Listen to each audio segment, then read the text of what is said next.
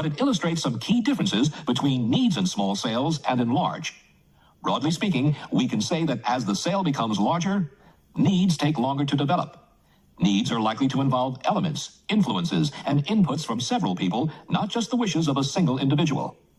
Needs are more likely to be expressed on a rational basis, and even if the customer's underlying motivation is emotional or irrational, the need will usually require a rational justification. A purchasing decision that doesn't adequately meet needs is likely to have more serious consequences for the decision maker. Are these differences substantial enough to require different questioning skills when you're developing needs in a larger sale? Our research suggests that they are. We found that some of the probing techniques that were very successful in smaller sales failed entirely in larger ones. In order to understand why questioning skills are different in larger sales, we must first be clear about the stages through which needs develop. Let's begin with a definition of what we mean by need. In our research, we defined a need as any statement made by the buyer which expresses a want or concern that can be satisfied by the seller. A potential buyer who genuinely feels 100% satisfied with the way things are doesn't feel any need to change. What's the first sign in any of us that we have a need? Our 100% satisfaction with the existing situation becomes a 99.9% satisfaction. We can no longer genuinely say that we feel absolutely content with the way things are. So the sign of a need is a slight discontent or dissatisfaction.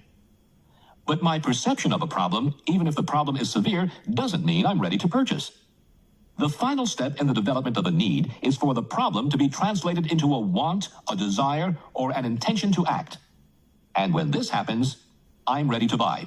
So we can say that needs normally start with minor imperfections, evolve into clear problems, difficulties, or dissatisfactions, and finally become wants, desires, or intentions to act. In small sales, as we've seen, these stages can be almost instantaneous. In larger sales, the process may take months or even years. As we began to research customer needs at Huthwaite, we looked for a simple way to express this series of stages. We decided to divide needs up into two types. Implied needs, statements by the customer of problems, difficulties, and dissatisfactions. Typical examples would be, our present system can't cope with the throughput.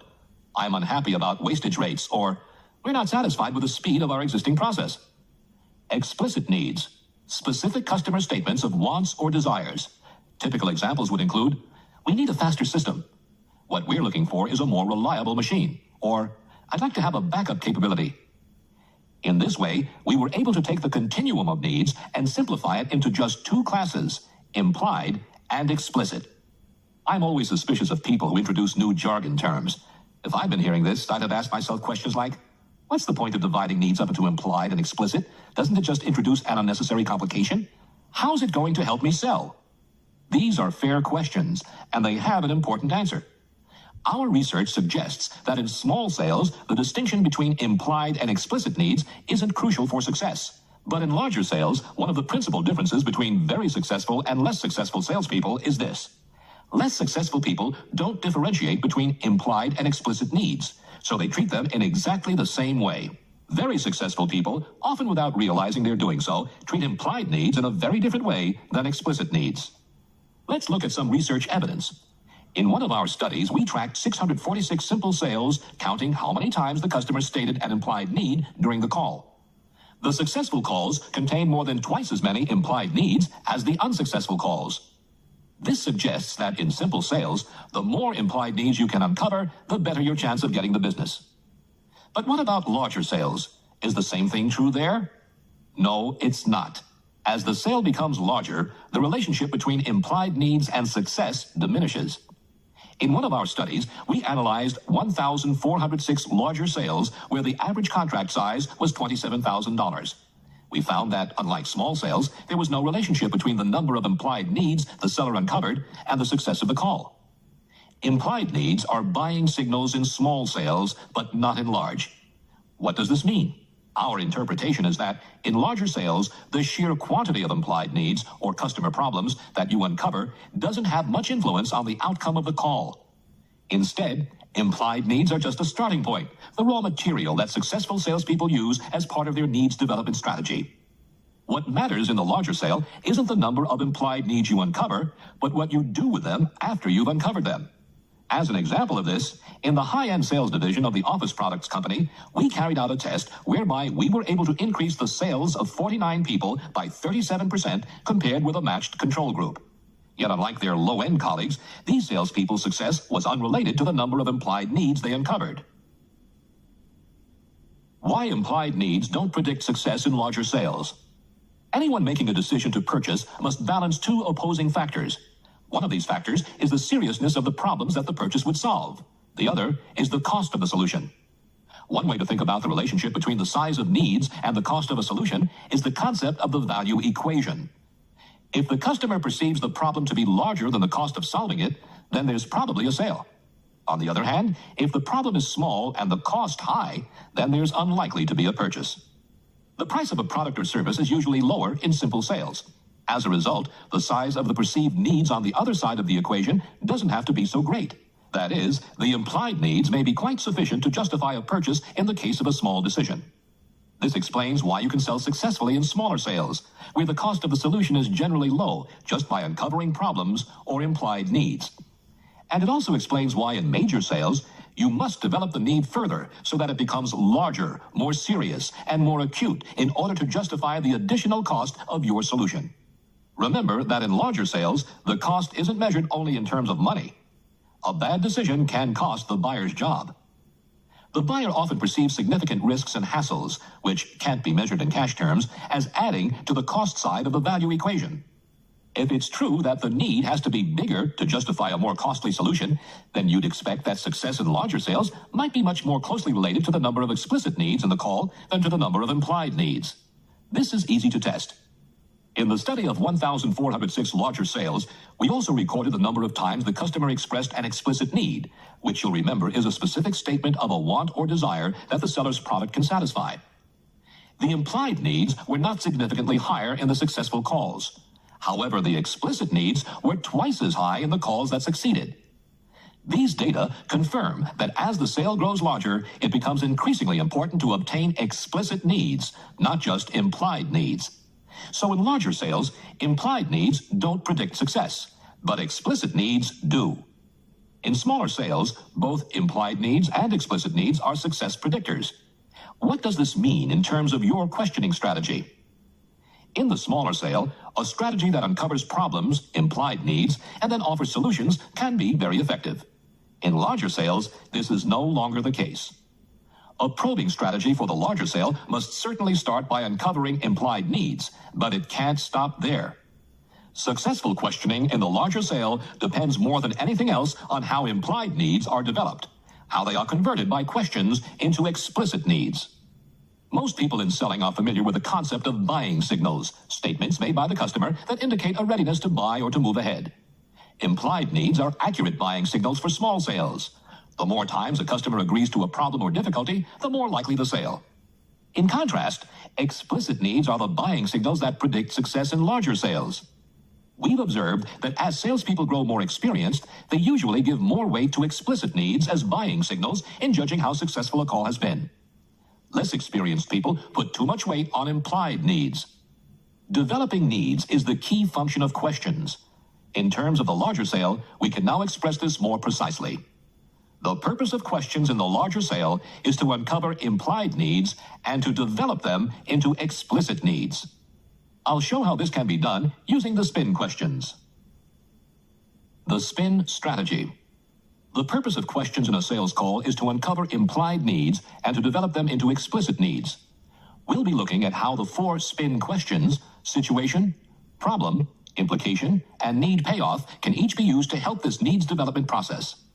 In our research at Huthwaite, we found that very early in the sales call, particularly with new accounts or new customers, salespeople's questions tend to follow an identifiable pattern. Suppose, for example, that you're calling on me for the first time. What questions would you ask? You might want to know something about me, so you ask questions like, what's your position? How long have you been here? Do you make the purchasing decisions? What do you see as your objectives in this area? You might also want to know something about my business, so you might ask, what sort of business do you run? Is it growing or shrinking? What's your annual sales volume?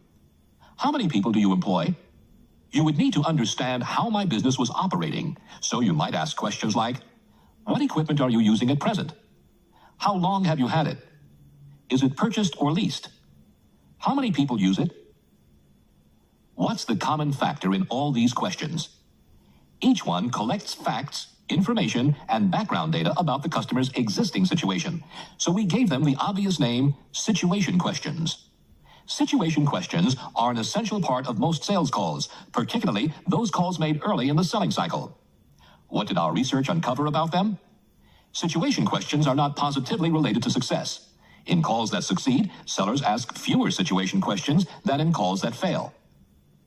Inexperienced salespeople ask more situation questions than do those who have longer sales experience. Situation questions are an essential part of questioning, but they must be used carefully. Successful salespeople ask fewer situation questions. Each one they ask has a focus or purpose. Buyers quickly become bored or impatient if asked too many situation questions. These findings are easy to explain. Ask yourself, who benefits from situation questions, the buyer or the seller? Clearly, it's the seller. A busy customer doesn't generally derive great delight and happiness from giving a salesperson detail after detail of his or her situation. And this is especially true of professional buyers and purchasing agents. Why do we find that inexperienced salespeople ask more situation questions than those with greater selling experience? Presumably, it's because situation questions are easy to ask and they feel safe. When I didn't know much about selling, my main concern in the call was to be sure I didn't offend the buyer. And because situation questions seemed so inoffensive, I asked too many of them. Unfortunately, in those days, I hadn't hit on the great sales truth that you can't bore your customers into buying. And the fault with situation questions is that, from the buyer's point of view, they are likely to be boring. Does this mean you shouldn't ask situation questions? No, you can't sell without them. What the research shows is that successful people don't ask unnecessary situation questions. They do their homework before the call, and through good pre-call planning, eliminate many of the fact-finding questions that can bore the buyer. As sellers become more experienced, their behavior changes.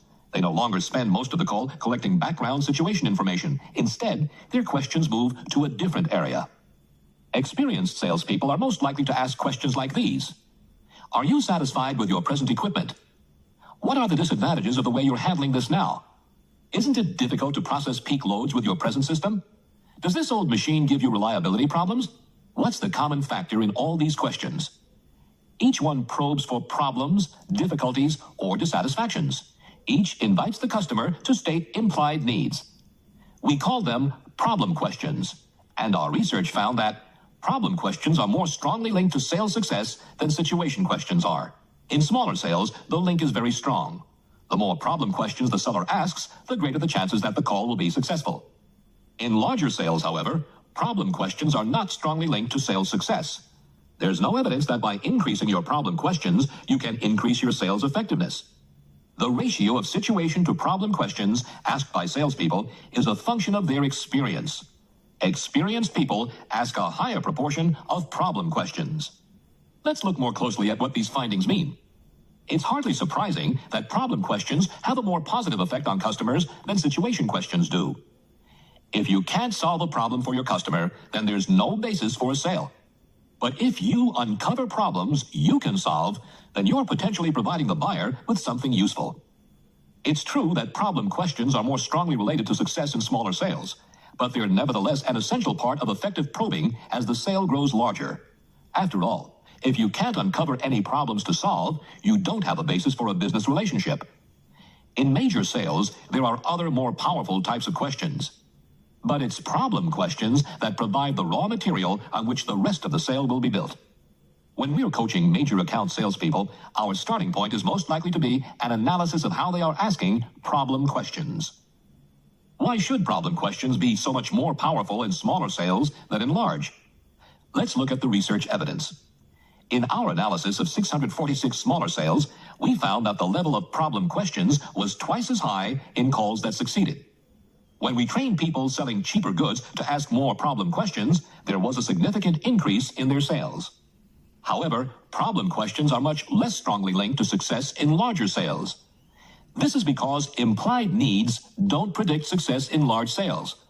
The purpose of problem questions is to uncover implied needs. So if implied needs don't predict success in the larger sale, Neither should problem questions. Most experienced salespeople put in front of a major account customer are able to do an adequate job of asking situation and problem questions. Unfortunately, this is where most people's probing stops. In small sales, you can be very successful if you uncover problems and then demonstrate that you can solve them. So a selling style based on situation and problem questions can be very effective. However, even though many people use this style in larger sales, it isn't effective in the larger sales. In larger sales, it's not sufficient to uncover problems and offer solutions. It's here that implication questions become so important to success. They take a problem that the buyer perceives to be small and build it up into a problem large enough to justify action. Of course, implication questions can work in smaller sales too. Implication questions build up the size of implied needs in any decision. Even in very small one-call sales, implication questions are a good predictor of success. However, it is possible to be successful in small sales without implication questions. Because of this, some people might regard implication questions as unnecessary overkill when the decision size is small. Where implication questions work best. Implication questions are particularly powerful in certain types of sale. The main power of implication questions is in larger sales, where it's necessary to increase the size of the problem in the customer's mind. But our research also found that implication questions are especially powerful in selling to decision makers. It's often possible to achieve a positive outcome from calls on users or influencers simply by asking problem questions. But with calls on decision makers, it's not as easy. Decision makers seem to respond most favorably to salespeople who uncover implications. Perhaps this is not surprising, for a decision maker is a person whose success depends on seeing beyond the immediate problem to the underlying effects and consequences. You could say that a decision maker deals in implications. There have been many occasions when we've been talking to decision makers after a call and heard them comment favorably on salespeople who asked them implication questions, saying things like, "That person talked my language." Implications are the language of decision makers, and if you can talk their language, you'll influence them better. Implication questions aren't a new discovery. People were asking them long before we began our research. Throughout history, effective persuaders have been uncovering problems and making them bigger by exploring their implications. However, implication questions have a weakness. By definition, they make customers more uncomfortable with problems. Sellers who ask lots of implication questions may make their buyers feel negative or depressed. Since making problems feel worse is both the strength and the potential danger of implication questions, is there some way to get the benefits of making a problem more acute without risking the penalties of depressing your customer? This is where the next type of question comes in. Our research at Huthwaite showed that successful people use two types of questions to develop implied needs into explicit needs. First, they use implication questions to build up the problem so that it's perceived to be more serious, and then they turn to a second type of question to build up the value or usefulness of the solution. It's the use of this second type of question to build up the positive elements of a solution that prevents any unfavorable perception from customers. We call these positive solution-centered questions need-payoff questions. Basically, they ask about the value or usefulness of solving a problem. Typical examples include, is it important to you to solve this problem? Why would you find this solution so useful? Is there any other way this could help you? What's the psychology of need-payoff questions? They achieve two things. One, they focus the customer's attention on the solution rather than on the problem. This helps create a positive problem-solving atmosphere where attention is given to solutions and actions, not just problems and difficulties.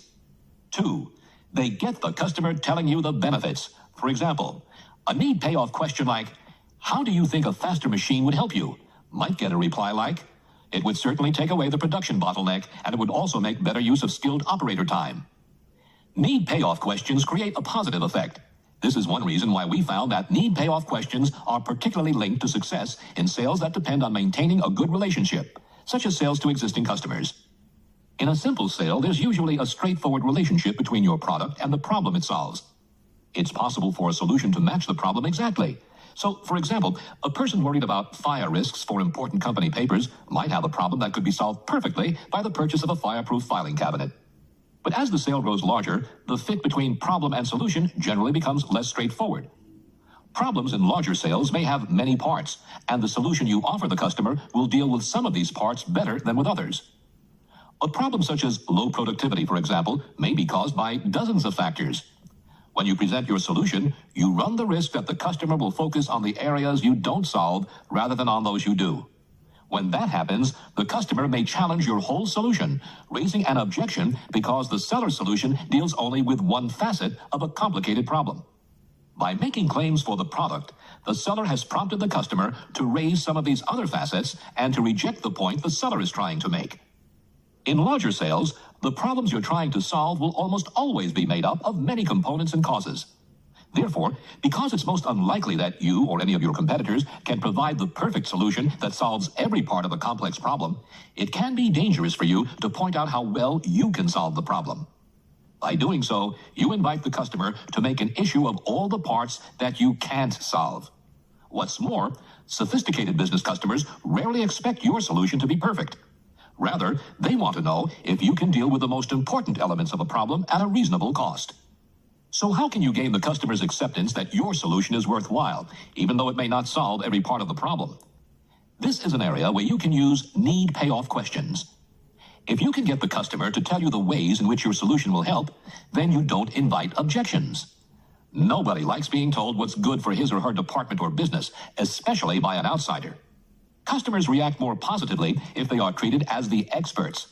By using need-payoff questions, you can get the customer to explain to you which elements of the problem your solution can solve. This approach reduces objections and makes your solution more acceptable. Need-payoff questions rehearse the customer for internal selling. In smaller sales, your success rests on how effectively you can convince the person you sell to, but this is not always the case in larger sales. As the size of the decision grows, more people become involved. Your success may often depend not just on how you sell, but on how well the people in the account sell to each other. In the small sale, you're usually there during the whole sales process. But in larger sales, there are likely to be many sales calls where influencers and users sell internally on your behalf, and where there's no opportunity for you to be present. Most people with experience in major account selling would agree with this analysis. It's obvious that a lot of selling goes on when you're not around, so the better you prepare your internal sponsors, the easier it will be for them to convince others in the account. The problem is, how? What's the best way to rehearse customers so that they sell effectively for you? It's hard enough for salespeople to acquire all the technical and applications knowledge required to sell a sophisticated product or service. You can't expect the customer to understand in an hour something it's taken you months to learn yourself. But if the customer isn't going to understand your product well enough to sell it effectively, what should you do? In an ideal world, of course, you would persuade the customer to take you along to every meeting. But in real life, this just isn't practical. For one thing, the customer may be reluctant to lose control of the situation by giving you direct contact with top people. For another, it would be physically impossible for you to be present in every sales conversation that goes on inside an account. In a complex purchase, there may be dozens of conversations where your product is discussed between different people in the account. Even if the customer would let you, you couldn't possibly find time to attend every one of these discussions. So there's no escaping the fact that in larger sales, a major part of the selling, perhaps most of it, will be done by your internal supporters while you're not there. This brings us back to the question of how you best prepare a customer to sell on your behalf, which is another area where need-payoff questions have a special use. The seller can use need-payoff questions to get the buyer to describe benefits. In doing this, the seller achieves several things. The buyer's attention is now focused on how the solution would help, not on product details. The buyer is explaining the benefits to the seller, not vice versa. If you can get buyers to explain to you the value of your solution, it's good practice for when they come to give the same explanation to other people in the account. It's a much better rehearsal to get the buyer actively describing benefits to you than it would be for the buyer to listen passively while you describe the same benefits.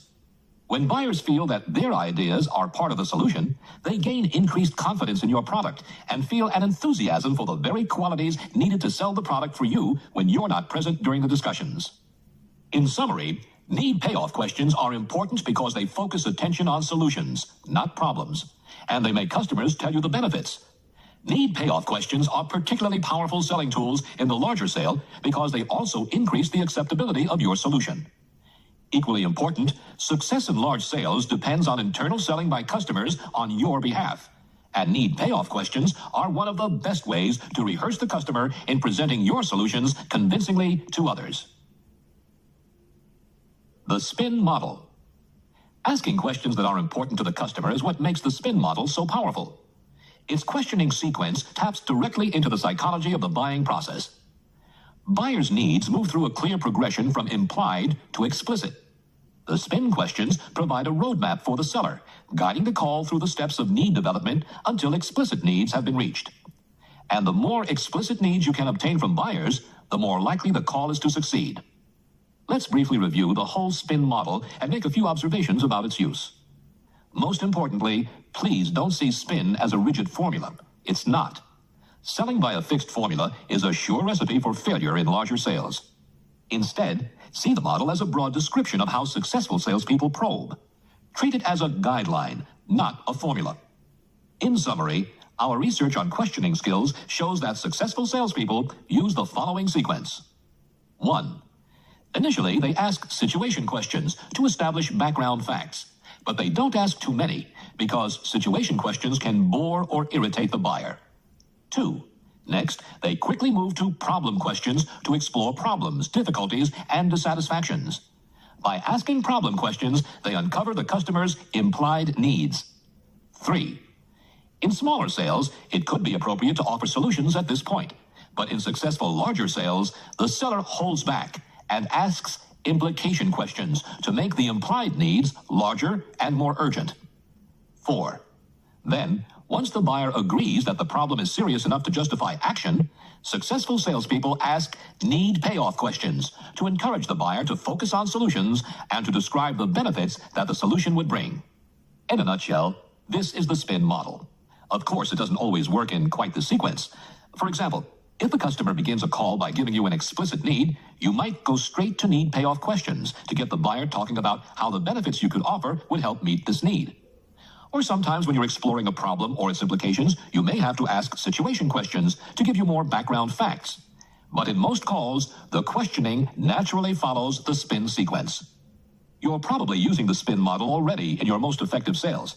SPIN isn't new and unexpected. Its strength comes from putting a simple and precise description to a complex process. Consequently, it helps you see what you're doing well and helps you pinpoint areas where you need more practice. To ask SPIN questions effectively, begin by recognizing that your role in a sales call is that of problem solver. Customer problems or implied needs are at the heart of every sale. Over the years, I've helped my own selling enormously by clearly recognizing this simple fact. Before I go into a call, I ask myself, what problems can I solve for this customer? The clearer I can be about the problems I can solve, the easier it is to ask effective questions during the discussion. Giving benefits in major sales. We've seen how the SPIN model provides a strong probing framework for the investigating stage of the call. Now I want to tell you what Huthwaite's research found about the demonstrating capability stage. Sales training and programs on selling have given a lot of attention to methods for demonstrating capability. Anybody who has been through a sales training program in the last 60 years is likely to have been taught the terms features and benefits as the two ways that you can describe your products or services. We are all so familiar with the concept that it scarcely seems necessary to explain that features are facts about a product and unpersuasive, whereas benefits, which show how features can help the customer, are a much more powerful way to describe your capabilities. If there was one area of selling where we expected our research to confirm the conventional wisdom, it was here, with features and benefits. But we were in for some surprises. Benefits, in the way you've probably been taught to use them, are ineffective in larger sales and are likely to create a negative response from the customer. And even something as simple as defining a benefit is much harder than it seems. Before looking at our conclusions, let's begin by reviewing some basics. Everybody knows what features are. They are facts, data, or information about your products or services. Typical examples of features include, this system has 512K buffer storage. There is a 4-stage exposure control. And our consultants have a background in educational psychology. Features are unpersuasive because they give neutral facts. They don't much help your sales presentation. On the other hand, they don't harm you either. What does our research show? From an analysis of the number of features used in 18,000 sales calls, we found the following. Overall, the level of features is slightly higher in unsuccessful calls, which you'll remember are those leading to continuations and no sales. But this difference is small enough for us to conclude that the conventional wisdom is right. Features are neutral. They don't help the call, but they don't harm it much either. In small sales, there's a slight positive relationship between the features and call success. So the calls higher in features are more likely to result in orders or advances. This relationship is true in larger sales. In larger sales, features have a negative effect when used early in the call and a neutral effect when used later. Users respond more positively to features than do decision makers. In the middle of very complex selling cycles of technical products, this customer sometimes develops a features appetite. When this happens, the customer demands considerable product detail and may respond positively to features. It's at this stage of the selling cycle that technical experts, systems analysts, and other sales support people often have a positive impact on a customer. We also found some curious relationships between the use of features and the type of response from customers, which we'll explore more in the next section. But generally, our work on features confirmed what writers have been saying for 50 years. Features are low-power statements that do little to help you sell. It's better to use benefits than features. What's a benefit? Our problem started when we began to investigate benefits. While everybody agrees on the definition of a feature, no two writers on selling seem to have the same definition of a benefit. Here are some of the many definitions that we uncovered from a miserable month spent studying every sales program and training program we could find. A benefit shows how a feature can help a customer. A benefit must have a cost saving for the buyer. A benefit is any statement that meets a need. A benefit has to appeal to the personal ego needs of a buyer, not to organizational or departmental needs. A benefit must be something which you can offer and which your competitors cannot. A benefit gives a buying motive. There are more. Some definitions emphasize financial elements, and some concentrate on personal appeal. Others accept any elaboration of a feature, such as explaining how it can be used. My personal favorite was from a sales manager in Honeywell who told me, "A benefit is anything you say to a customer that's smarter than a feature." Which definition is right? How can we tell which of these definitions is better than the others? There's only one valid test. The best of these rival definitions is the one that has the most positive impact on customers. Is there one of these types of benefits that occurs more often than others in successful calls? Our research team set out to test this by watching sales calls and counting how often the different types of benefits were used in calls that succeeded and in calls that failed. After this initial testing of a half dozen different definitions, we chose two for our major research test. Type A benefit. This type shows how a product or service can be used or can help the customer. Type B benefit. This type shows how a product or service meets an explicit need expressed by the customer. We chose the Type A definition because it was the most common one used in the better sales training programs.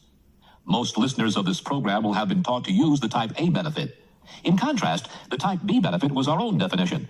We chose it after watching hundreds of very effective salespeople in larger sales and analyzing the types of product statements they made to their customers. At first sight, these two definitions of a benefit seem very similar. However, their effect on customers is dramatically different, so it's worth examining how the two differ. For example, suppose I'm selling you a computer system and I say, "I assume you want a 32-bit system like our Suprox machine because if you ever use graphics, it will be significantly faster for you." Have I made a Type A or a Type B statement? It can't be Type B, for I've assumed that you want faster graphics. You haven't actually expressed a need for graphics, let alone faster ones. Take another example. You tell me that your present machine has a reliability problem. I reply, "Because our Suprox machine uses a new generation of high reliability components, it could solve your present reliability problem." What kind of statement is this? This time, you've certainly expressed a need. You've told me that your present machine is unreliable. But have you expressed an explicit need? No. Telling me that your present machine has a reliability problem is an implied need, a problem, difficulty, or dissatisfaction. So my statement meets an implied need, not an explicit need. Once again, we should classify it as a Type A benefit, not a Type B. How important is the difference? In our research test, we found that the Type A benefit is quite strongly related to success in smaller sales, but is only slightly related to success in larger sales. In contrast, the Type B benefit is very strongly related to success in all sizes of sales. I don't know about you, but personally I find it hard to remember which is which whenever anything is labeled A or B. I wasn't the only one who found it confusing to refer to Type A and Type B benefits, so we soon decided that it would be better to avoid further difficulties by putting more descriptive names in place of A and B. We called the Type A benefit an advantage, and for the Type B benefit, because it was so strongly related to success, we kept the name benefit. Thus, what emerged from our research are three kinds of statements or behaviors that you can use to demonstrate capability. It's important to remember that if you've been through sales training in the last 20 years, you've probably been taught to use a lot of Type A benefits or advantages. But advantages are more powerful in simpler sales than they are in the larger sales that are the subject of this program. Almost certainly, you'll experience some confusion between the definition of benefit that we're using here and the definitions you've learned in the past. Most salespeople I've worked with hate quibbling about definitions, and I don't blame them. But in this case, definitions are vitally important. When the definition is derived from choosing the statements that have the highest impact on customers, then we're not just playing with words. Benefits and call success. One of our early studies that confirmed the power of benefits was carried out in a number of high-technology companies across Europe and North America. We compared the level of benefits in 5,000 calls with the outcome of each call. We found that benefits, and remember that our definition of a benefit is a statement that shows how you can meet an expressed explicit need, were significantly higher in calls leading to orders and advances.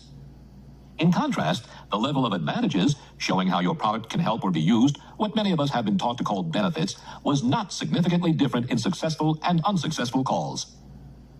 One of the curious findings from our research was that the impacts of features, advantages, and benefits on the customer are not similar throughout the selling cycle.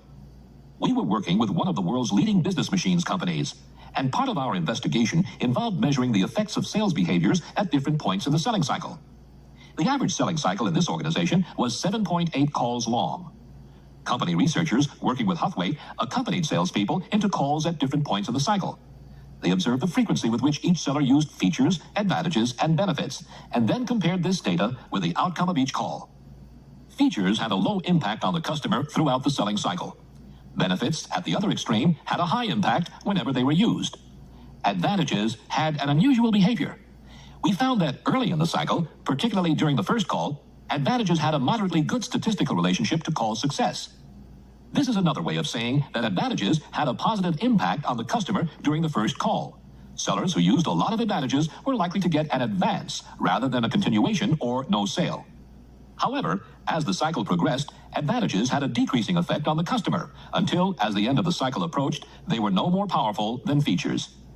Why do advantages run out of steam? To be honest, I'm not sure why.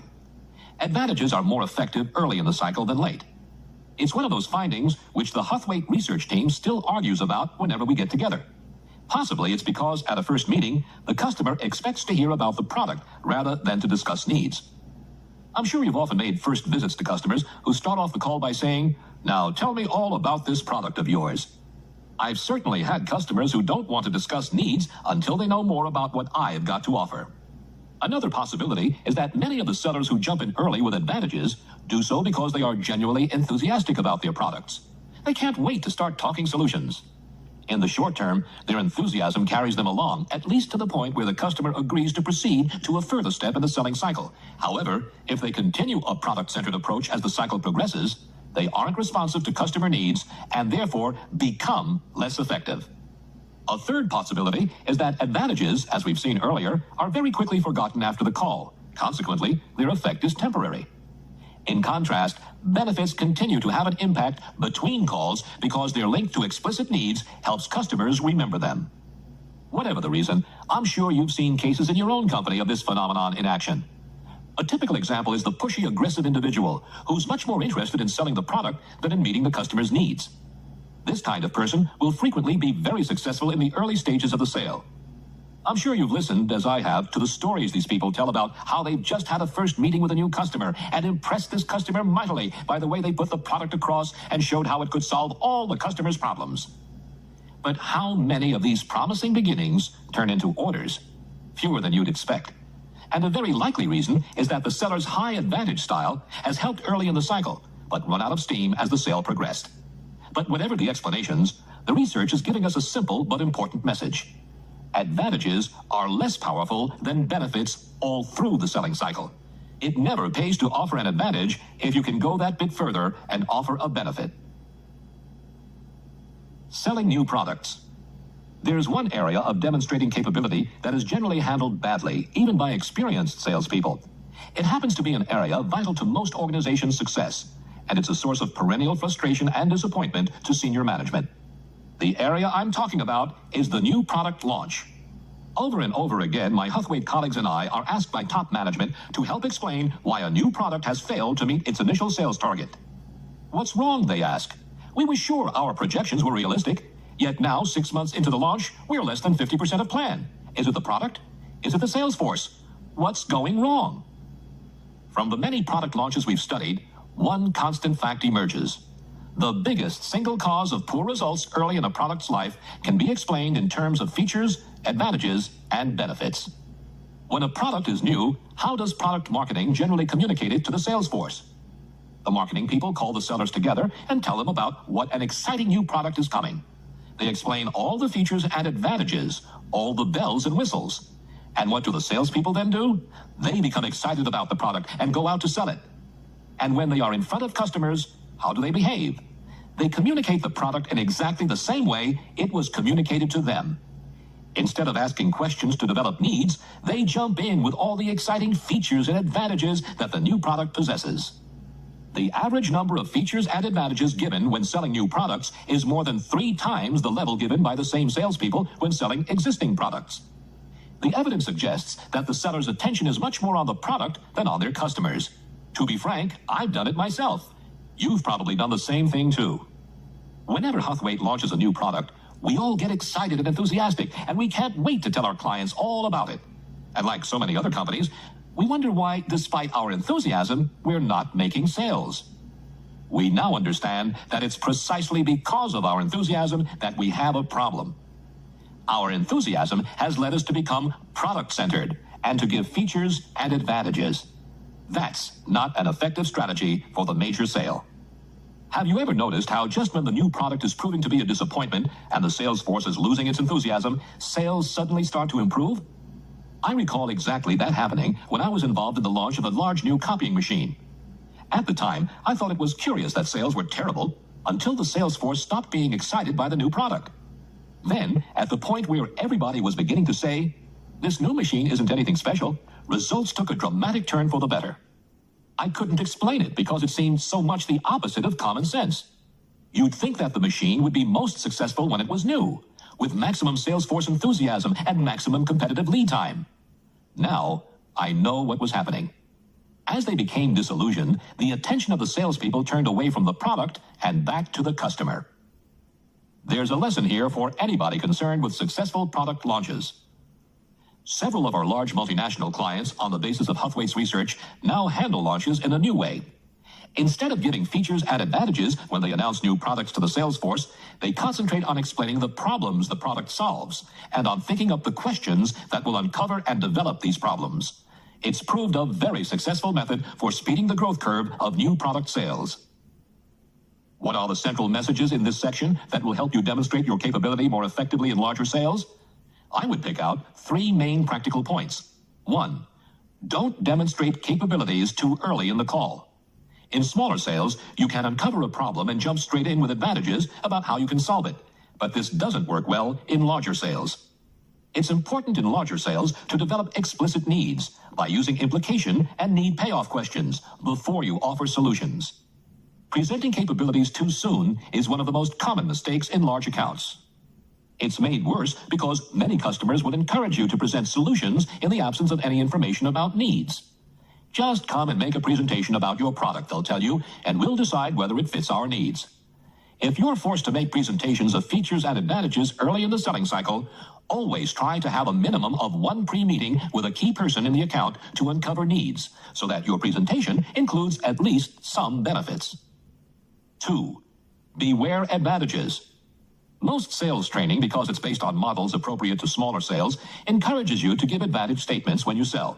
And to complicate the issue, the term they use for such statements is benefits. Don't let previous training mislead you. Remember that in larger sales, the powerful statements are those which show that you can meet explicit needs. Don't fool yourself into thinking you're giving a lot of benefits if you're not uncovering and meeting those explicit needs. 3. Be careful with new products. Most of us give far too many features and advantages when we're selling new products. Don't let this happen to you. Instead, the first thing to ask yourself about any new product is, what problems does it solve?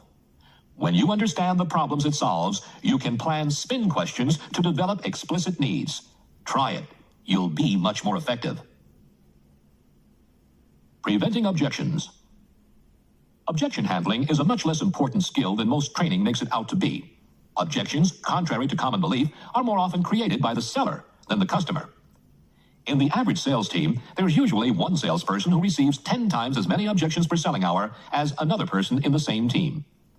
Skilled people receive fewer objections because they have learned objection prevention, not objection handling.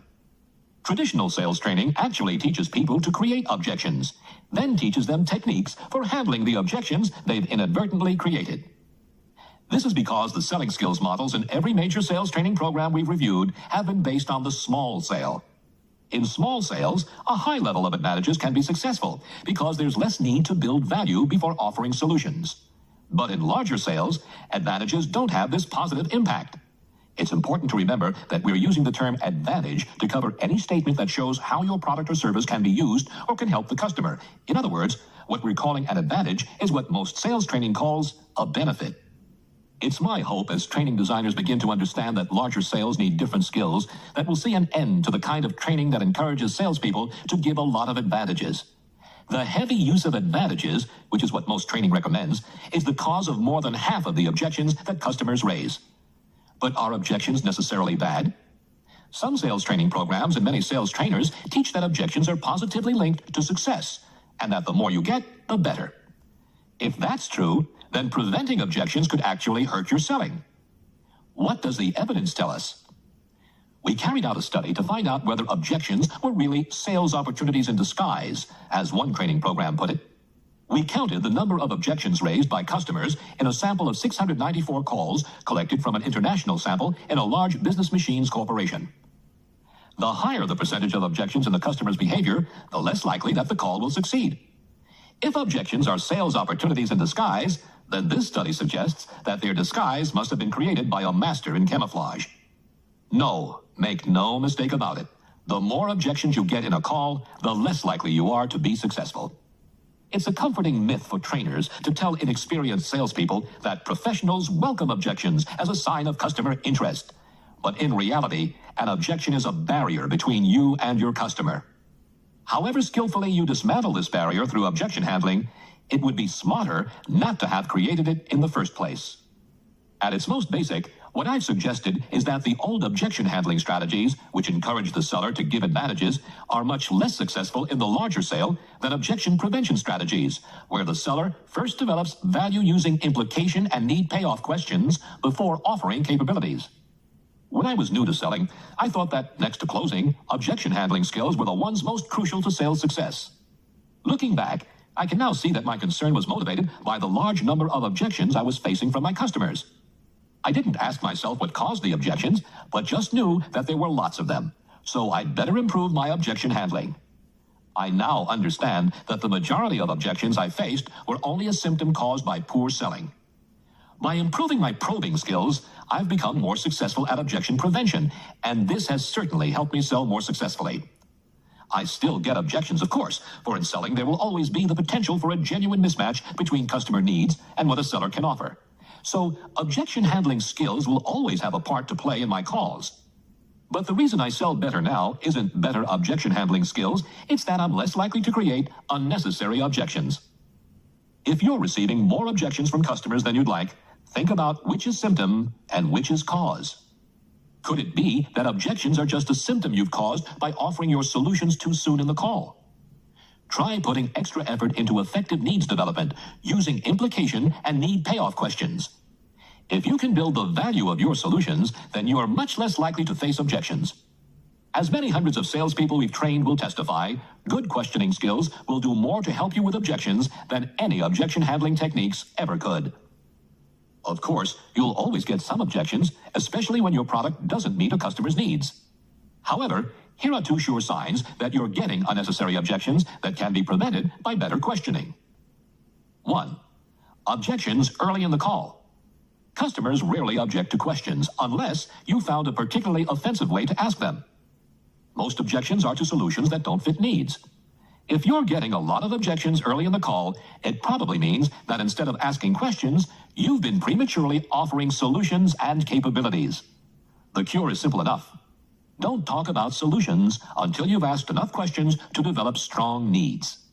And 2, objections about value. If most of the objections you receive raise doubts about the value of what you offer, then there's a good chance that you're not developing needs strongly enough. Typical value objections would be, it's too expensive. I don't think it's worth the trouble of changing from our existing supplier. Or, we're happy with our existing system. In cases like these, customer objections tell you that you haven't succeeded in building a strong need. The solution lies in better needs development, not in objection handling. Particularly, if you're getting a lot of price objections, cut down on the use of features and instead concentrate on asking problem, implication, and need payoff questions. Preliminaries, opening the call. I want to examine preliminaries more closely. To be honest, the Huthwaite research team didn't find the preliminary stage of the call very exciting when compared with the central areas of investigating and demonstrating capability. Perhaps this is our personal bias. At any rate, it meant that we did much less research about this stage than about the other three. Nevertheless, even the limited data we did collect show that successful ways of opening the call in a small sale are different from those which work best as the size of the sale increases. How important is the warming up stage of the call? In our research on preliminaries, we sought the answers to a number of questions, including these. Is it true that the first impressions made in a sales call are crucial to its success? Do the openings that work in smaller sales work equally well in larger ones? Does one particular way work better than others to open a call? Before examining these questions, I should note that in discussing preliminaries in the larger sale, this section simplifies the situation by talking mainly about first meetings with new customers. As we know, of course, most larger sales involve several calls and are likely to be with customers with whom we already have an established relationship. With some major account groups I've known, less than 5% of their calls were first-time meetings with new customers. However, the factors that influence preliminaries in the multi-call sale have not, to my knowledge, been researched by anyone. It seems likely that as the selling cycle progresses, whether with old or new customers, the impact of preliminaries diminishes because the relationship has become well established. But nobody knows for sure, and I'd prefer to avoid speculation. Consequently, I'm going to concentrate on areas where some data exist. Although we don't have research about the impact of preliminaries across a whole sales cycle, we do have information about opening first calls on new customers in both large and small sales. Since the 1920s, salespeople have been taught that there are two successful ways to open a call. Relate to the buyer's personal interests. The conventional sales wisdom says that if you can somehow tap into an area of personal interest, then you can form a relationship more quickly, and the call will be more successful. For example, if your buyer has a photograph of children on the desk, discuss family interests. If there's a golf trophy in the office, talk golf. Make an open benefit statement. Begin with some dramatic statement about the benefits your product can offer. For example, you might say, "Ms. Customer, in today's marketplace, productivity is the central concern of key executives like yourself, and our product will contribute to your productivity. Our evidence suggests that while these two methods might be successful in smaller sales, there's little to show that they help you when the sale is larger. Let's review this evidence." In one of Huthwaite's early studies, carried out in part on behalf of the Imperial Group, we were trying to establish whether salespeople who built good relationships would, as a result, make more sales. We found that sellers who dealt successfully with small retail outlets in rural areas seemed to rely heavily on personal factors in their selling. We measured the number of times each seller referred to some fact or incident related to the customer's personal life. For example, the seller might ask, "How's Anne enjoying her riding lessons?" Or, "Is Joe's leg better yet?" In rural areas where the size of the sale was small, successful sellers used more of these personal references than did sellers who were less successful. So we could safely conclude that the old advice is right. If you can relate to points of personal interest, it will help your selling. But it was a different story in the large urban stores, where the average sale was more than 5 times the size. We found no relationship between success and reference to personal issues. Therefore, it seemed that relating to the buyer's personal interests might be a less effective technique in larger sales. But I wasn't particularly satisfied with this study. For a number of technical reasons, we had to be cautious about our interpretation. For example, the rural salespeople generally had longer tenure and a lower turnover rate. This meant that they had been on the job longer and had thus had more opportunity to find out personal things about their customers. And the rural customers themselves were less busy than their large urban counterparts, so they had more time to talk. Nevertheless, this study raised some questions. It was possibly true in the 1920s, when the theory was first put forward, that people bought from those they related to personally. Friends did business with friends. But even in the mere 15 years I've been studying selling, I've noticed a distinct change. 15 years ago, buyers would tell me, I buy from Fred because I like him. Now I'm much more likely to hear, I like Fred, but I buy from his competition because they're cheaper. It seems that personal loyalty is no longer an adequate basis for doing business. I've heard many other professional buyers complain about salespeople who try to open calls by cultivating areas of personal interest. The last thing a busy buyer wants is to tell the 10th seller of the day all about his last game of golf. The more senior the people you're selling to, the more they feel their time is at a premium, and the more impatience you're likely to generate if you dwell on non-business areas. And there's another reason. Many buyers become suspicious of people who begin by raising areas of personal interest. They feel that the seller's motives aren't genuine and that it's an attempt to manipulate them. I'm not saying that you should never begin a sales call by talking about a buyer's personal interests. Sometimes, particularly if the buyer takes the lead in raising an area, it's the right thing to do. And as we've seen in smaller sales, there can be an overall positive impact on sales success from raising personal issues. But as a general piece of advice, I suggest that you be careful not to overuse this method in larger sales. The opening benefit statement. Many sales training programs teach that the most effective way to begin the call is to make an opening benefit statement to catch the buyer's interest with some potential benefit of your product or service. So I might say, Mr. Wilson, for a busy executive like yourself, I know that time is money, and I'm sure you waste a lot of time looking up telephone numbers and dialing calls. With the Rackham Auto Dialer, I could help save some of that time for you. If it's well done, an opening benefit statement can sound positive and businesslike.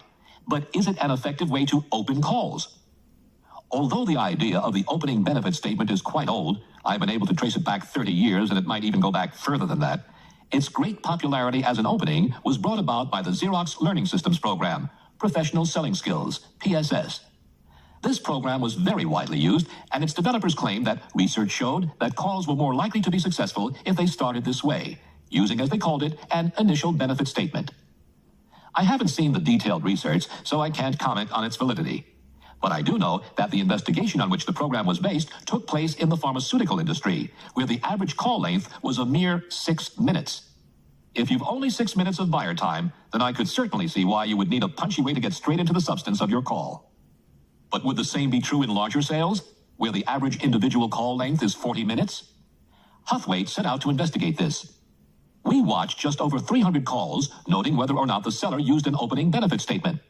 Then we divided the calls into those which succeeded and those which failed.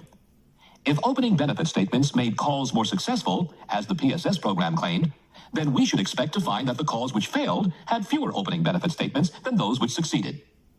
This is not what we found. In our studies, there was no relationship one way or another between the use of opening benefit statements and the success of the call. Why should this useful-sounding method, the opening benefit statement, not be related to success in some way? We decided to look more closely. What we found was this. The most effective salespeople we studied opened each call in a different way. Sometimes they might use an opening benefit statement, but frequently they would use some other starting point. Less effective people were the ones who tended to open each call in the same way. So those sellers who began every call with an opening benefit statement were likely to be less successful than those who just used the technique occasionally. Larger sales mean multiple calls, often several on the same customer, so it's particularly important not to use a standard opening more than once with the same person. So far, much of this section has been negative, how not to handle the preliminaries stage of the call. Let's turn our attention to the positives. What does Huthwaite's research recommend as the best way to open calls? Obviously, as I've suggested, variety is important. There isn't one best opening technique, but there is a framework that successful people use. Let's examine the objective of the preliminaries stage of a call. What's the purpose of your opening? At its very simplest, what you're trying to do is to get the customer's consent to move on to the next phase, the investigating stage. You want customers to agree that it's legitimate for you to ask them some questions. In order to do this, you must establish who you are, why you're there, but not by giving product details, and your right to ask questions. Obviously, there are many ways to open the call, but the common factor of most good openings is that they lead the customer to agree that you should ask questions. In doing so, good openings keep you from getting into detailed discussions of products or services. Early in the call, you want to establish your role as the seeker of information and the buyer's role as the giver. Preliminaries, as we've seen, don't play a crucial role in the larger sale. The most important test of whether you're handling preliminaries effectively is whether your customers are generally happy to move ahead and answer your questions.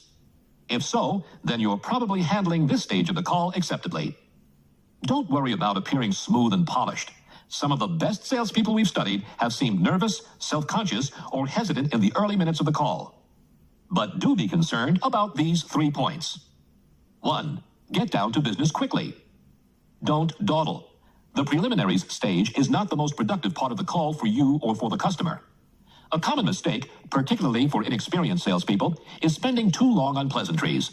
As a result, the call runs short of time. The customer has to stop just when you're getting to a critical point. If you find that your calls often run out of time, it's worth asking yourself whether you're getting down to business quickly enough. While there's no exact measure for how long it should take to open a call, I'd be worried by anyone who consistently spent more than 20% of the call time on preliminaries. Don't feel that you'll offend customers by getting down to business quickly. A complaint I frequently hear from senior executives and professional buyers is that salespeople waste their time with idle chatter. I don't think I've ever heard the complaint that a salesperson gets down to business too quickly. 2. Don't talk about solutions too soon. One of the most common faults in selling is talking about your solutions and capabilities too early in the call. As we've seen in previous sections, offering solutions too soon causes objections and greatly reduces the chances that the call will succeed. How often do you find yourself discussing your products, services, or solutions with the customer during the first half of the call? If it happens frequently, then it may be a sign that you're not handling the preliminaries effectively. If, in your case, it's usually the customer who's asking the questions and you're in the role of providing facts and explanations, then it's likely that you've not sufficiently established your role as a questioner during the preliminaries. Ask yourself whether your call opening establishes that you should be asking the questions. If it doesn't establish this, change the way you open calls so that the customer accepts that you'll be asking some questions before you talk about the capabilities you can offer. 3. Concentrate on questions. Never forget that the preliminaries are not the most important part of the call. Often when I've been traveling with salespeople, I've noticed that they waste time before a call worrying about how they should open it, when they could be using that time far more effectively to plan some questions instead. Turning theory into practice. There's no easy way to convert theoretical models into practical skills. The fact that you're listening to this program doesn't mean that the knowledge you're gaining will automatically translate itself into improved selling abilities.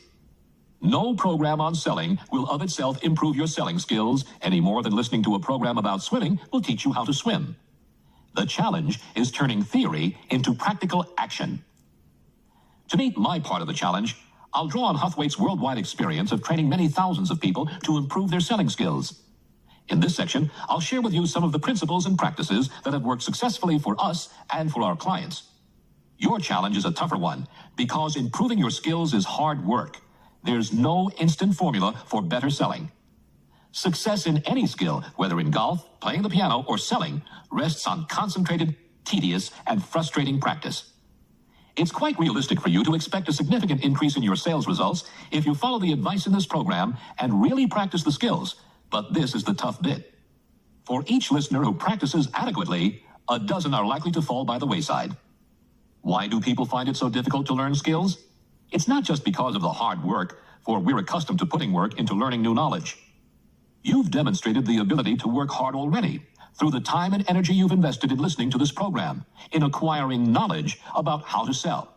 Yet I wonder how many listeners will invest an equivalent amount of effort in turning their knowledge into practice. The sad fact is that we generally work harder and more effectively to learn knowledge than to translate our knowledge into skills. It's my personal belief that the main reason why people have such trouble improving their skills is that they've never thought about the basic techniques of skill learning. At school, our success depended on developing techniques for learning knowledge, and most of us got quite good at it. But what did school do to help us learn skills systematically? With the exception of sports, the answer for most people is little or nothing. So before I talk about what skills you should practice, it will be useful to begin with how.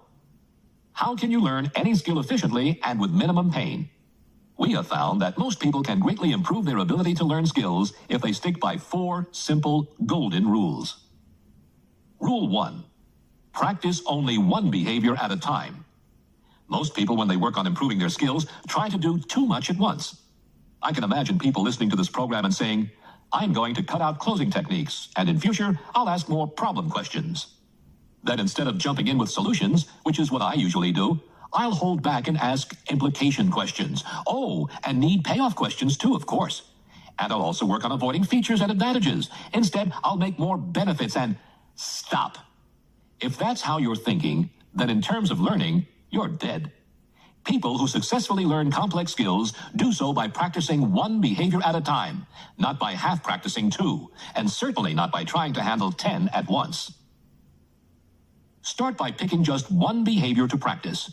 Don't move on to the next until you're confident you've got the first behavior right. Rule 2. Try the new behavior at least 3 times. The first time you try anything new, it's bound to feel uncomfortable. It's not only new shoes that hurt at first. Suppose, for example, you decide to practice implication questions. You're keeping Rule 1 in mind, so you're going to concentrate only on implication questions, not on the other behaviors we've covered. Off you go into a call. Do the new implication questions roll off your tongue in a smooth, convincing sequence? Not on your life. When you ask them, you sound self-conscious, artificial, and awkward. And because of this, you don't make a particularly positive impression on the customer. After the call, if you're like most people we've trained, you're tempted to conclude that implication questions didn't help you sell. So you'd better drop them and try something different next call. If you draw that conclusion, of course, you're making a big mistake. You have to try any new behavior several times before it becomes practiced enough to be both comfortable and effective. The new skill needs to be broken in. It's not just in selling that this happens. Whenever you try to improve any skill, at first it feels awkward, and it doesn't go right. I once asked a sample of 200 people, each of whom had taken golf lessons from a professional, whether their next round was better or worse. Out of the 200, 157 said that they scored worse after the lesson than before it. What's the remedy? The principle which I use personally, and which Huthwaite recommends to those we train, is this. Never judge whether a new behavior is effective until you've tried it at least 3 times. Rule 3. Quantity before quality.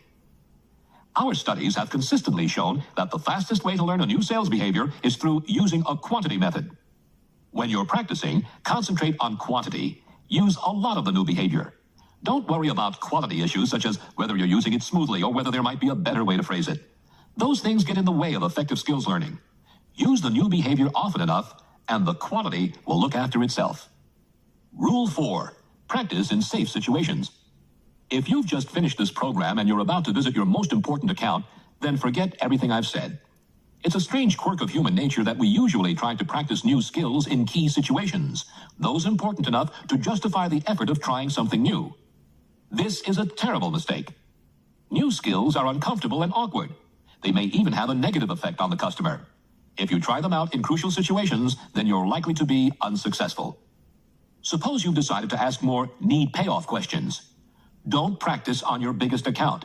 Instead, begin with small accounts, or with customers you know well, or in areas where you've nothing to lose if you fail.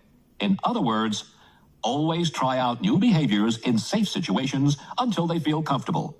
Don't use important sales to practice new skills.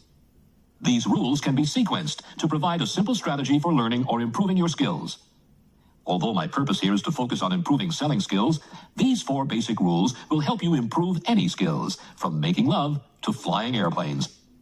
Let's summarize the key points made in earlier sections. Almost every sales call progresses through 4 distinct stages. Preliminaries. The warming up events at the start of the call. Investigating. Finding out facts, information, and needs. Demonstrating capability. Showing that you've got something worthwhile to offer. And obtaining commitment, gaining an agreement to proceed to a further stage of the sale. A strategy for learning the spin behaviors. My colleagues at Huthwaite have worked with many thousands of salespeople, helping them use the methods I've described in this program. We've experimented with dozens of different training approaches. In large corporations, we've generally adopted designs that make very sophisticated use of advanced learning techniques. At the other extreme, we've also tried to develop some very simple ways to help individual salespeople improve their skills. Alas, there's no free lunch in the training business. It's an unfortunate truth that our more elaborate and sophisticated training designs have generally brought much better productivity gains than the simpler ones. And this has made us a little self-conscious about recommending simple steps for improving your skills. Even so, there are some fairly easy, common-sense ways to take the research findings in this program and turn them into useful practice. We found that people invariably find the following 4 pieces of implementation advice very helpful. Focus on the investigating stage. Many people, when they plan calls, think about what they will tell the customer, not about what they will ask. They concentrate, in other words, on the demonstrating capability stage of the call. That's a mistake. However well you demonstrate capability, you'll have little impact unless you have first developed needs, so that the customer wants the capability you're offering. The same is true of the obtaining commitment stage. Unless the customer wants what you have to offer, you're going to find it difficult to get a commitment. Focus your efforts on the investigating stage. Practice your questioning skills, and the other stages of the call will generally look after themselves. If you know how to develop needs to get your customers to want the capabilities you offer, then you'll have no problem showing benefits or obtaining commitment. The key selling skill is in the investigating stage, using the spin questions to get your customers to feel a genuine need for your product. Develop questions in the spin sequence. Don't rush in to practice the high-powered implication and need payoff questions until you feel you have a solid and comfortable grasp of the simpler situation and problem questions. 1. First decide whether you're asking enough questions of any type. If you've built up selling patterns that involve telling, in other words, if you're giving a lot of features and advantages, then start by just asking more questions. Most of the questions you ask will be situation questions, but this is fine. Just keep asking questions for a few weeks until asking feels as comfortable as telling. 2. Next, plan and ask problem questions. Aim in the average call to ask a customer about problems, difficulties, and dissatisfactions at least half a dozen times. Concentrate on building up the quantity of your problem questions. Don't worry about whether or not each question is a good one. 3. If you feel you're doing an effective job of uncovering customer problems, it's time to move on to implication questions. These are more difficult to ask, and you may need a couple of months' practice before you become entirely comfortable with implication questions. Plan them carefully. When I'm planning implication questions, I find it's useful to imagine a customer who's saying, "So what? Yes, I've got that problem, but I don't think it's serious." I list the arguments I'd use to convince the customer that the problem really is serious. It's causing a loss of efficiency, it's increasing her costs, and it's demotivating her better people. Then, I turn each of my arguments into a question. What effect is the problem having on your efficiency? And how much is it increasing your costs? And what impact does it have on the motivation of your better people? 4. Finally, when you're comfortable with situation, problem, and implication questions, turn your attention to need payoff questions. Instead of giving benefits to the customer, concentrate on asking questions that get the customer to tell you the benefits. Ask questions like these. How would that help you? What do you see as the pluses of this approach? Is there any other way our product could be useful? Again, don't worry about whether you're asking need payoff questions well. Concentrate on quantity, on asking lots of them. Analyze your product in problem-solving terms. Stop thinking about your products in terms of their features and advantages. Instead, think of each product in terms of its problem-solving capabilities. Analyze products by listing the problems they are designed to solve. Then, use your list to plan questions you can use in calls. By thinking of your products this way, you'll find it easier to adopt a spin questioning style. Plan, do, and review. The majority of salespeople acknowledge the importance of call planning, even if in reality, their planning is no more than a few moments of anxiety before the call. However, only limited learning comes from planning the call or from making it. The most important lessons come from the way you review the calls you make. After each call, ask yourself such questions as these. Did I achieve my objectives? If I were making the call again, what would I do differently? What have I learned that will influence future calls on this account? And what have I learned that I can use elsewhere? Unfortunately, few of us take enough time to ask ourselves questions like these systematically. Over the years, I've had the opportunity to travel with dozens of the world's top salespeople. And as a researcher, I've looked for any differences that distinguish them from those who haven't made it to the top. Two differences stand out. The first is that the top people I've traveled with put great emphasis on reviewing each call, dissecting what they've learned and thinking about possible improvement. The second difference is that most of the really successful salespeople I've studied recognize that their success depends on getting details right. They may have excellent skills in terms of broad, large-scale strategic account planning, but this is not what distinguishes them. Many of the less successful people I've studied can give an impeccable account of themselves in terms of overall strategy. The difference that's so evident in top people is that they can translate strategy into effective sales behavior. They know what to do in the call. They understand details, which may be why they put such emphasis on planning and reviewing each call. It's worth asking yourself whether you are giving enough time to reviewing the details of what happened in the call. Never be content with global conclusions like, it went quite well. Ask yourself about the details. Did some parts of the call go better than others? Why? Which specific questions you asked had the most influence on the customer? Which needs did the customer feel strongly? Which needs changed during the discussion? Why? Which of the behaviors you used had the most impact? Unless you analyze your selling on this level of detail, you'll miss important opportunities for learning and improving your selling skills. A final word. Perhaps the most significant conclusion I've come to from Huthwaite's research studies of selling is about the importance of details. Many years ago, at the start of our research, I would have told you that sales success lay in the broader areas. I would have chosen global factors like personality, attitudes, interpersonal chemistry, or overall account strategy to explain why one person sold better than another. I don't believe this anymore. Increasingly, our research has shown that success is constructed from those important little building blocks called behaviors. More than anything else, it's the hundreds of minute behavioral details in a call that will decide whether it succeeds. So, as a parting word, let me urge you to concentrate on those minute particulars. Give real attention to the basic building block behaviors you use when you sell. We've put thousands of sales calls under the microscope to isolate some of the detailed behavioral elements that bring success in the major sale.